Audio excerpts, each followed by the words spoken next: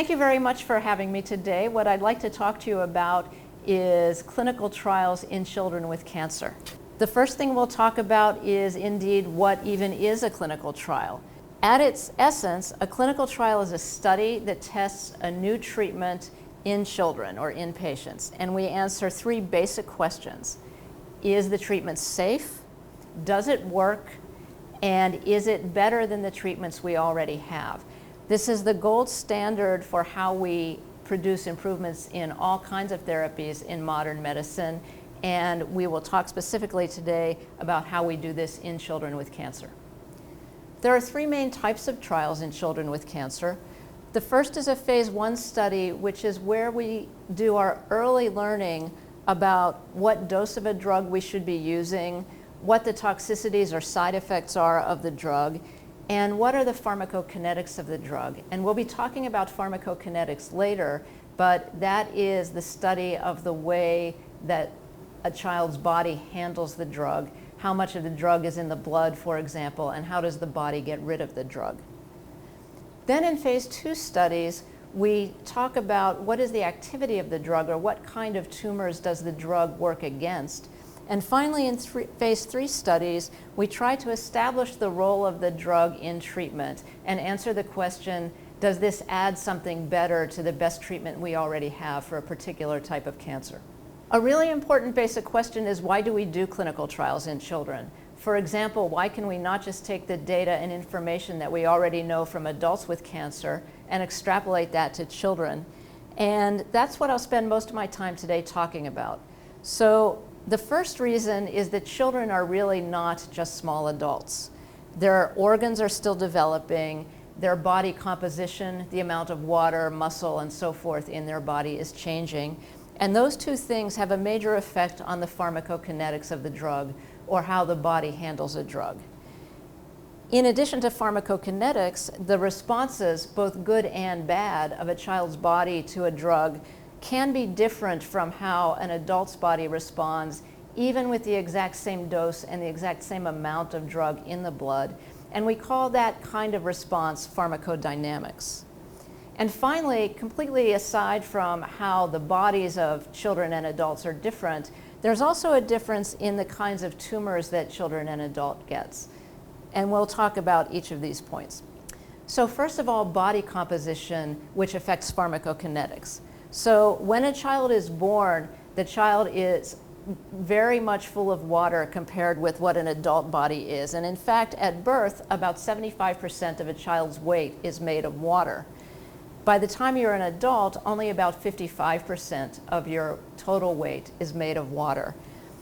In addition, in a newborn, about 45% of that water is what we call extracellular water, meaning it's the water that is in your bloodstream and in the tissues and outside of the cells in your body, whereas by the time you're an adult, only about 20% of your body water is extracellular.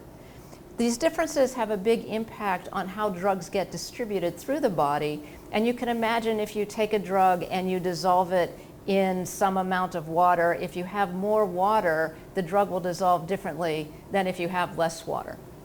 And so body composition is an important aspect of drug distribution. In addition to the changes in body composition from the newborn period to adult composition, we also see changes in renal or kidney function. So the kidneys are our filters, which help clear toxins and drugs like chemotherapy from the blood, and the flow of blood to the kidney is decreased at birth.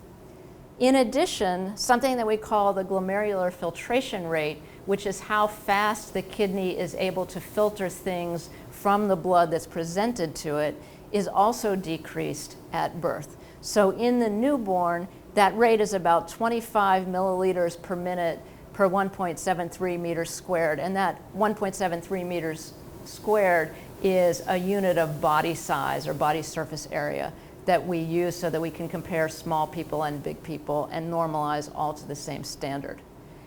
So that rate is quite low. It doubles in about the first week of life, and by the time a child is about 1 year of age, the GFR has reached its adult rate of about 100 milliliters per minute per 1.73 meters squared. In addition to this filtration rate, the kidneys also have a function called renal tubular function, and this is related to the way that the kidney actually secretes substances into the urine so that it can be cleared. And renal tubular secretion is quite low at birth. Like the glomerular filtration rate, it matures as a child gets older, but it takes longer to mature. So even within the kidney, there are differences in the maturity of function between younger children and older children, and between different aspects of renal function. Liver function is also different at birth than it is in older children and adults.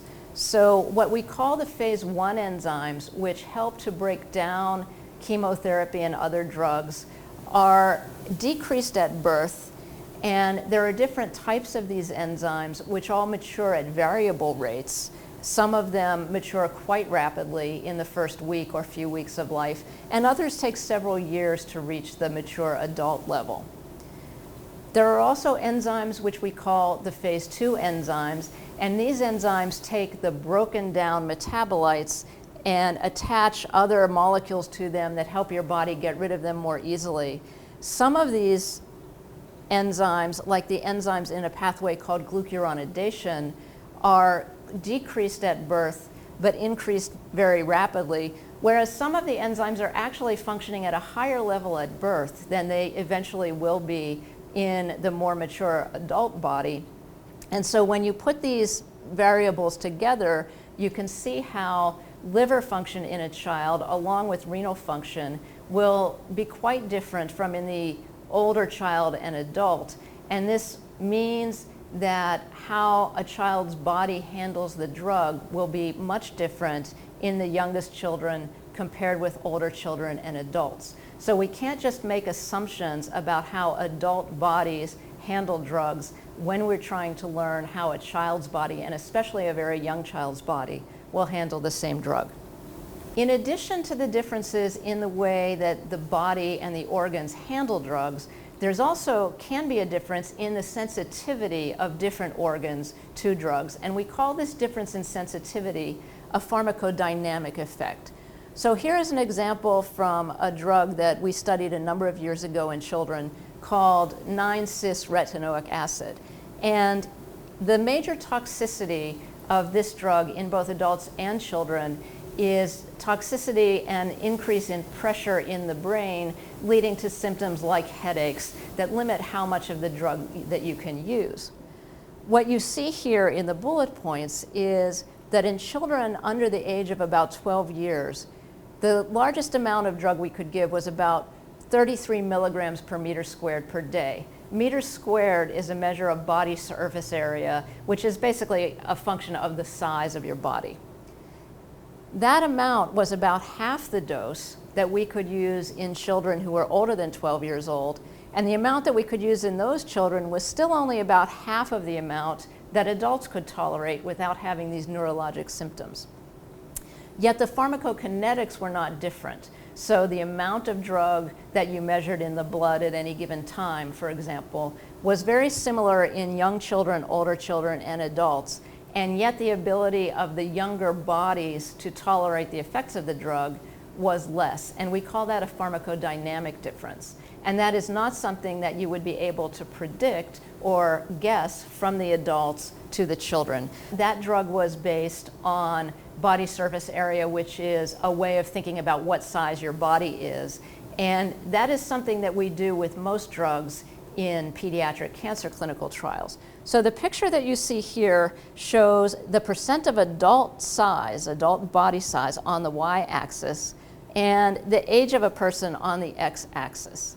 And the line by body surface area is the line that shows how your body grows. And everybody knows that children start out small, so in that sense they are small adults. And when you're born, you're something like a 10 or 20% of the size that you'll eventually be when you're a grown adult. And through childhood and puberty, until you hit the end of puberty, 18, 20 years of age, there's a relatively steady and gradual increase in body size.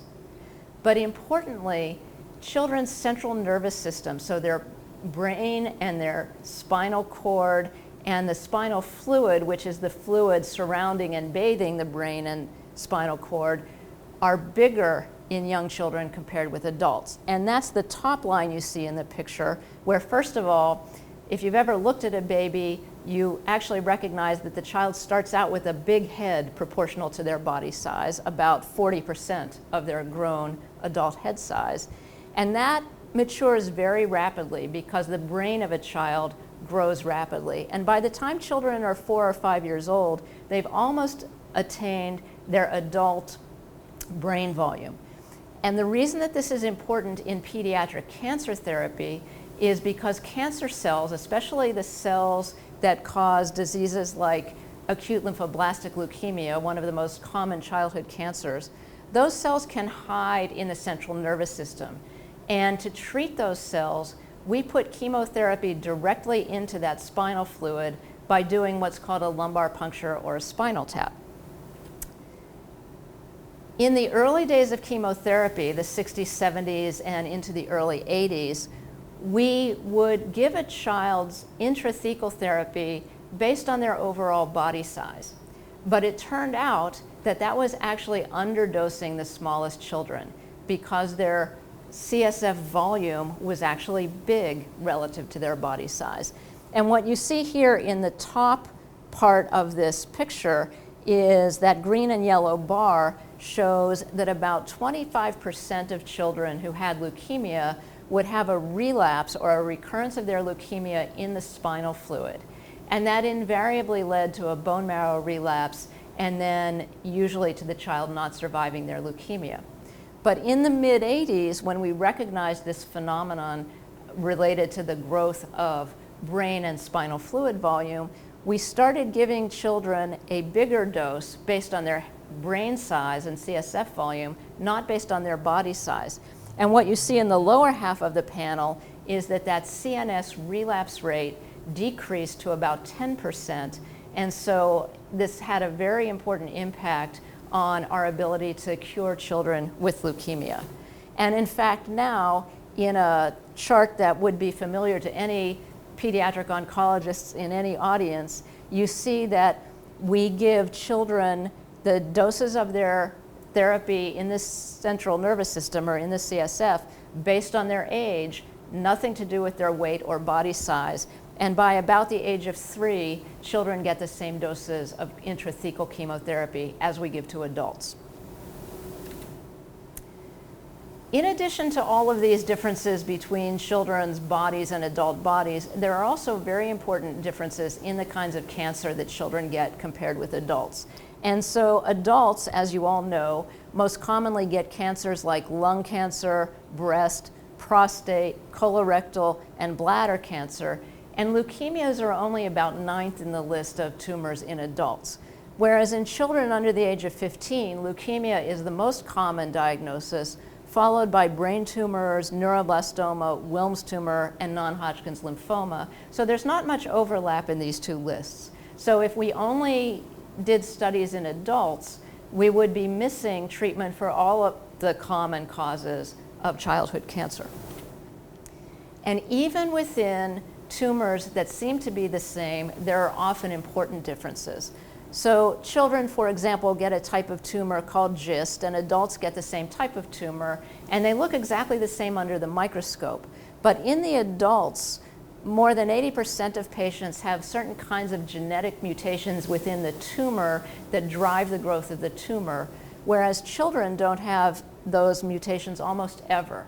And similarly, in a kind of brain tumor called glioblastoma, if you just looked in the microscope, you would think that the tumors in children would be exactly the same as the tumors in adults.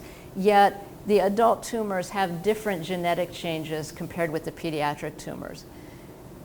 This kind of thing is especially important now in the age of targeted therapy, because if we assumed that drugs worked in adults and would also work in children, based on what we saw under the microscope, we would be wrong, because children have a different set of genetic mutations or may not have any of the same genetic mutations. So again, we need to look separately at pediatric and adult versions, even of tumors that we call the same thing. Now, when we do these clinical trials in children, there's actually quite a challenge in terms of having enough children to enroll in the clinical trials. In some ways, this is a good problem.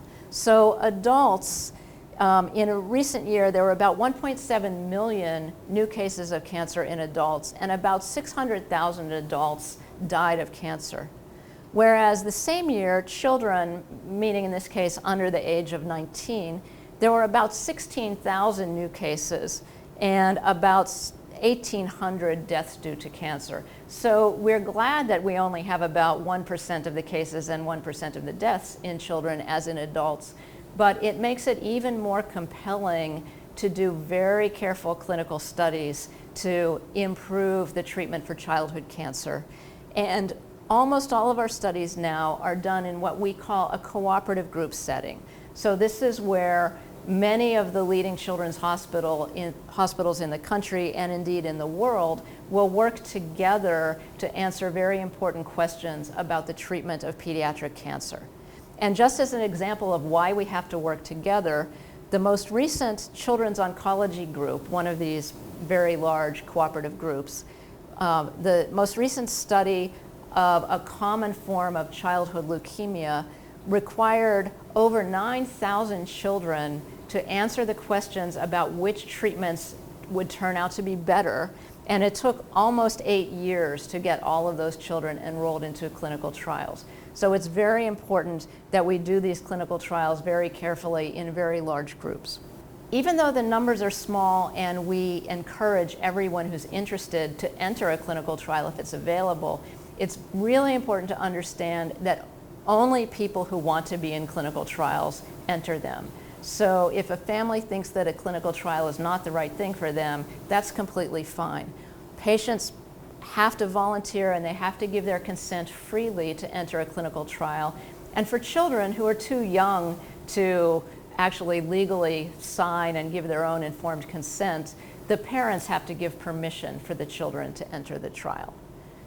The trial has to be reasonable, and what we call the risk to benefit ratio has to be reasonable.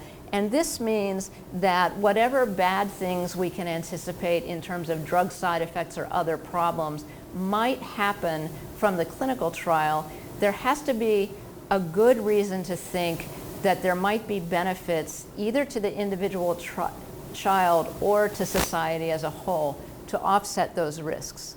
And there also has to be equipoise. Equipoise is a term in ethics that means we truly don't know the answer to the question. So we are not sure if the new treatment will be better than the previous treatment. And if we knew the answer to that question, we would not need to do the clinical trial. There's a very large amount of safety and oversight that helps us make sure that clinical trials are as safe as possible. So the Food and Drug Administration, or FDA, oversees the study of all drugs and devices in both children and adults. A group called the IRB, or Institutional Review Board, reviews every clinical trial to make sure that the design is ethical and to make sure that the process for telling people what will happen to them in the study or telling parents what will happen to their children in this study is very accurate and a good informed consent process. For children in clinical trials, there are additional protections. So compared with adults, there are more rules and limitations around the risks that children can take. And we seek the assent of children. So even though I mentioned that they're too young to formally give their consent, children, usually over the age of 7 or in some cases over the age of 14, have to agree at a level that's appropriate to their own current developmental understanding to participate in the trial. And then once a trial gets started, there's a group called a Data Safety Monitoring Committee that regularly looks at all of the adverse events as well as all the good things that have happened on a trial to make sure that it continues to be safe to enroll more patients in the studies. How do we know this is a good idea? This is a picture of the changes in survival from the most common cause of childhood cancer, acute leukemia, from the 1960s until now. And every line represents a different 5 years. So what you see on the y-axis is the survival rate, and on the x-axis is the years from diagnosis.